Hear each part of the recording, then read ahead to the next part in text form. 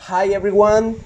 In this presentation, we're going to be talking about what is second language acquisition.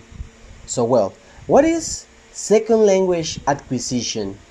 Second language acquisition is the process in which a human person obtain, learn a second, third, or fourth language.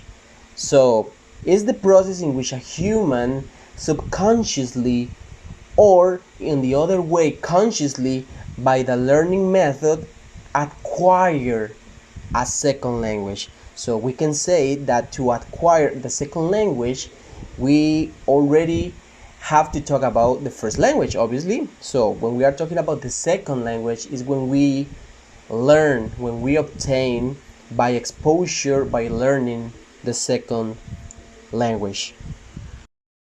After that, when acquiring or learning a second, third, or fourth language, it's very important to know that there are two main strategy approaches to obtaining a second, third, fourth language. For example, deductive approach is a method that the teachers around the world use to teach students. For example, when a teacher comes to the classroom with an empty sheet, with an empty grammar sheet, and the students have to complete it, have to fill it out in order to know if they have knowledge about grammar. So this is a consciously method because the students are learning, are conscious about that they have to fill out and use their knowledge to complete that sheet. On the other hand, inductive approach is different because it's subconsciously and the teachers use it because it's interactive. Is when the teacher exposes the students in the classroom and by reproducing videos, images, or when the teacher makes them talk each other in order to create conversation and improve and learn a second language by a subconsciously method. So those are the main strategy approaches to obtaining a second language.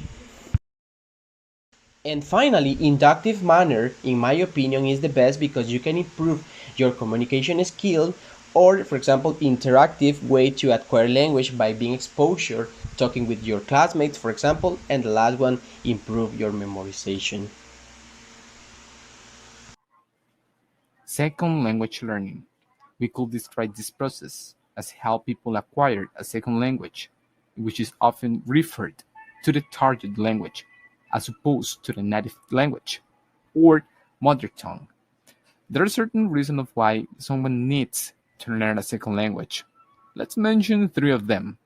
The first one could be to improve opportunities, his or her opportunities. Why? Because being bilingual can open new opportunities in various fields, such as international businesses. The second could be because the person is visiting a different country and needs to communicate with the native people. Or even the person is living in the country and needs to be in contact with the community. The third reason could be to appreciate different cultures. Why?